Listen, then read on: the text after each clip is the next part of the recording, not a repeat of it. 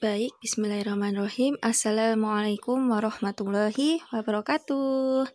Bagaimana kabar anak-anak semua? Sehat? Alhamdulillah kalau sehat. Jadi, untuk kali ini kita akan belajar tentang pemuaian zat padat, cair, dan gas.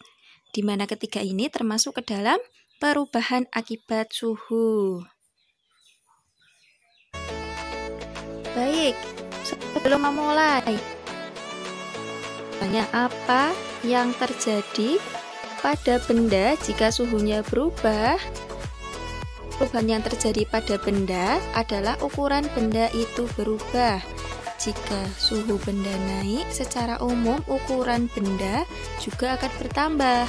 Peristiwa ini disebut dengan pemuaian. Ingat-ingat, jika suhu benda naik, secara umum ukuran benda tersebut akan bertambah. Di mana ini nanti kita akan belajar tentang pemuaian, di mana pemuaian ini ada 3. Yang pertama, pemuaian zat padat. Itu terbagi lagi menjadi 2. Ada pemuaian luas dan ada pemuaian.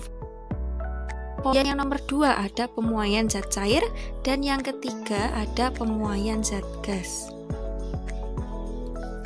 Untuk yang pertama, pemuaian zat padat. Coba dilihat ini gambar apa? Gambar gelas yang retak. Coba, kenapa bisa retak gelasnya? Ada yang tahu? Jadi gelas ini retak karena terkena air panas. Saat anak-anak menuangkan air panas ke dalam gelas, tiba-tiba gelas itu retak. Nah, retaknya ini terjadi karena pemuaian yang tidak merata pada gelas itu. Jadi kan, misal di dalam gelas itu dituang air panas. Nah, yang tidak semua bagian gelas, tapi hanya beberapa bagian saja, makanya terjadi keretakan pada gelas. Nah, ini coba tebak gambar apa? Itu adalah gambar rel kereta api, di mana pada siang hari yang ibu lingkarin itu termasuk bahan baja, mungkin ya, bahan baja. Kalau siang hari, 2 bahan baja itu akan menyatu dengan memuai. Sedangkan pada malam hari, 2 benda baja itu akan menyusut. Nah, seperti pada keterangan, pada umumnya benda atau zat padat akan memuai atau mengembang jika dipanaskan dan menyusut jika didinginkan. Pemuaian dan penyusutan itu terjadi pada semua bagian benda, yaitu panjang, lebar, dan tebal benda tersebut.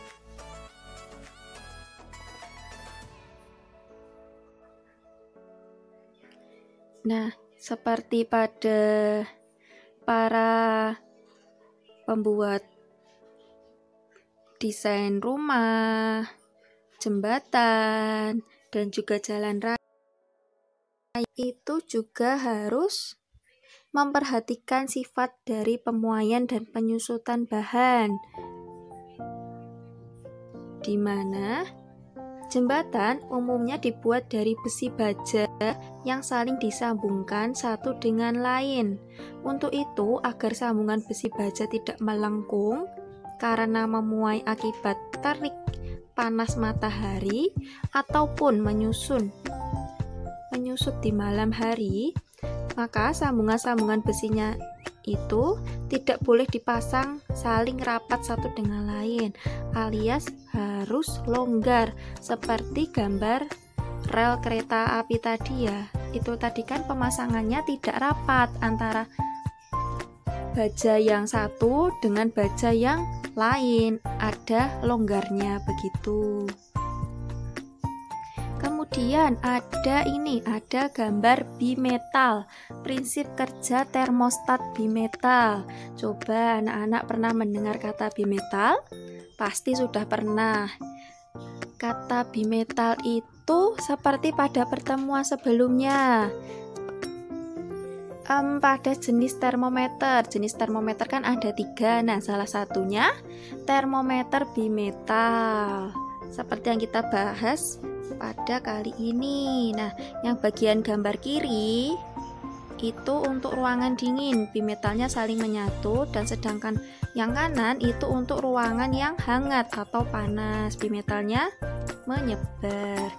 Nah, jika udara di ruangan itu dingin, maka keping bimetal akan menyusut, yakni membengkok ke kiri dan menyentuh logam biasa, sehingga kedua ujungnya saling bersentuhan. Sentuhan antara dua ujung logam itu menjadi rangkaian tertutup dan menyalakan pemanas, sehingga ruangan menjadi hangat. Jika untuk mengontrol ruangan berpendingin, cara kerjanya juga sama. Nah, kemudian saat ruangan mulai panas, termostat akan bengkok dan menghubungkan rangkaian hingga pendingin kembali bekerja. Jadi untuk bimetal ini sendiri, contohnya juga ada pada setrika listrik. Kalau anak-anak tahu, jadi setrika listrik itu setelah kalian mencolokkan ke listrik, itu nanti setelah kalian menghidupkan setrikanya ke tombol on, misalnya, jadikan itu dari mode dingin, berarti bagian bimetalnya itu menyatu kan, bagian ujungnya. Nah, nanti kalau setrika itu kan lama-kelamaan akan panas ya bagian bawahnya itu untuk menyetrika baju. Nah, dari dingin ke panas setrikanya itu, nanti bimetalnya juga akan membengkok seiring dengan bertambahnya suhu. Semakin tinggi suhu, maka bimetalnya juga akan memuai.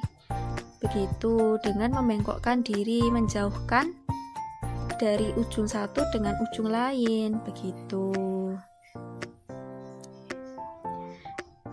Kemudian, besaran yang menentukan pemuaian panjang zat padat adalah koefisien muai panjang, di mana koefisien muai panjang suatu zat padat itu adalah bilangan yang menunjukkan pertambahan panjang setiap satu satuan panjang zat itu jika suhunya dinaikkan 1 derajat Celcius.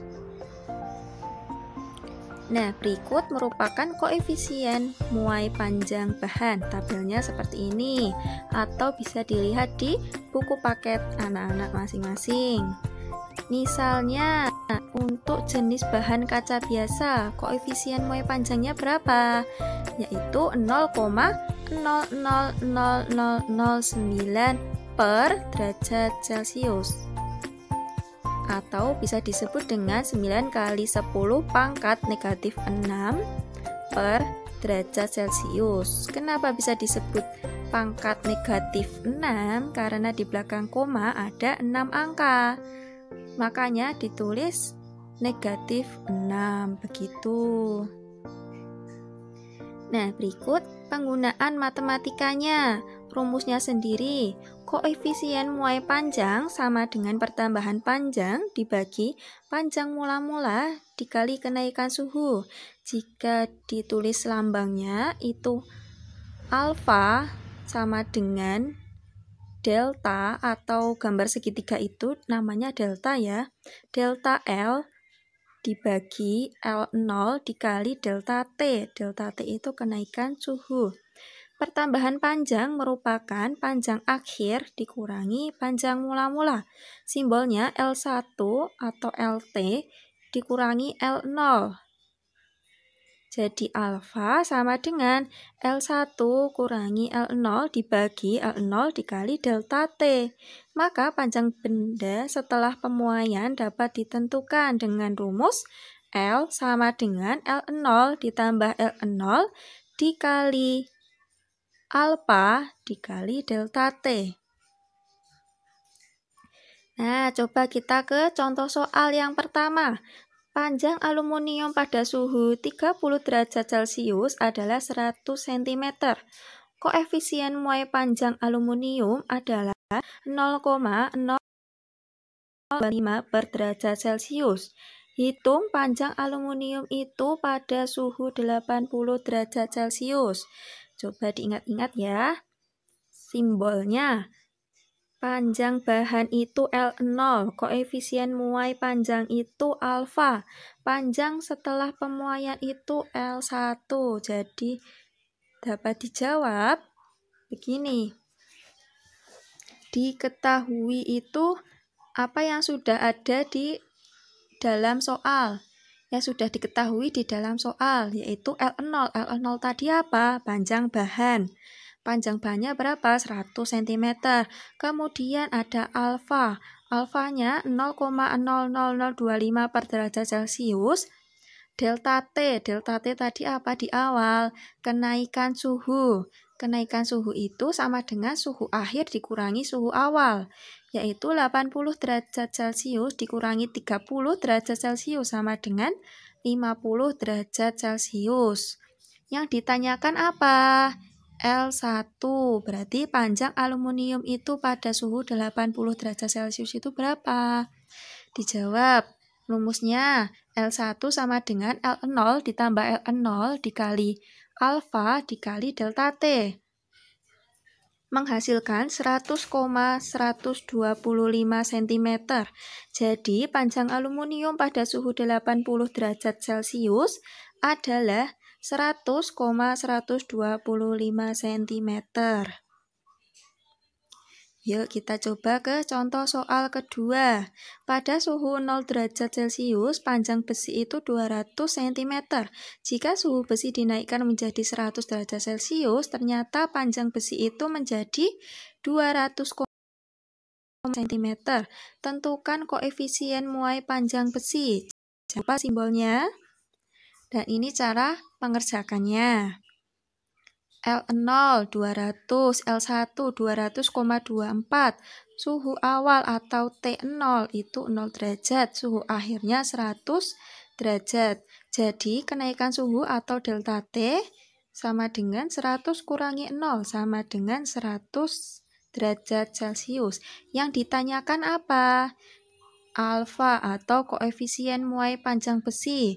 Rumusnya L1 kurangi L0 dibagi L0 dikali delta T menghasilkan 0,00012 per derajat Celcius. Kemudian selanjutnya ada pemuaian luas dan volume zat padat. Di mana rumusnya itu pemuaian luas sama dengan 2 kali koefisien muai panjang. Luas itu kan bentuknya 2 dimensi ya, bangun datar, makanya 2 dikali. Begitu. Coba misalnya lempengan baja memiliki koefisien berapa? Memiliki pemuaian luas berapa? Jadi untuk baja sendiri koefisiennya berapa? 0,00011. Jadi pemuaian luas baja 2 dikali 0,00011 sama dengan 0,00022 per derajat Celcius. Nah, itu yang awal tadi kan untuk bangun datar. Coba untuk bangun ruang ataupun yang 3 dimensi seperti kelereng, seperti balok baja, tabung botol, dan lain-lain. Sekarang memiliki koefisien muainya 3 kali koefisien muai panjang. Misalnya balok baja memiliki koefisien muai ruang, berarti 3 dikali berapa tadi? 0,00011 sama dengan 0,00033 per derajat Celcius. Nah, berikut merupakan contoh pemuaian luas dan volume zat padat. Kalau di rumah-rumah itu memasang kaca, tidak boleh rapat-rapat, jadi ada renggangnya, begitu. Kemudian selanjutnya ada pemuaian zat cair dan pemuaian zat gas. Sebagaimana zat padat, zat cair juga memuai jika dipanaskan. Bahkan pemuaian zat cair relatif lebih mudah atau lebih cepat teramati dibandingkan dengan pemuaian zat padat. Begitu juga dengan gas. Gas juga memuai jika dipanaskan. Sifat pemuaian gas harus diperhatikan dalam kehidupan sehari-hari. Misalnya untuk pemuaian gas itu ada contoh kita sedang memompa ban sepeda. Bisa ban sepeda, ban motor atau ban mobil. Kalau kita memompa ban itu tidak boleh terlalu keras, harus sesuai dengan porsinya. Kenapa? Karena kan seperti motor, sepeda, ataupun mobil sering terkena tarik matahari, makanya bisa memuai. Kalau memompa nanti bisa meledak kalau kelamaan di luar rumah, begitu. Berikut contoh penerapan pemuaian zat cair. Ada air mendidih, termometer, dan juga botol sirup yang isi sirupnya itu tidak penuh. Kemudian ada contoh penerapan pemuaian zat gas. Ada ban, memompa ban tadi, ada balon, ada gas LPG. Nah, sekian pembelajaran hari ini. Semoga dapat dipahami dan semoga dapat bermanfaat untuk anak-anak. Apabila masih belum paham, boleh bertanya di kolom komentar ataupun bisa japri ke ibu ya.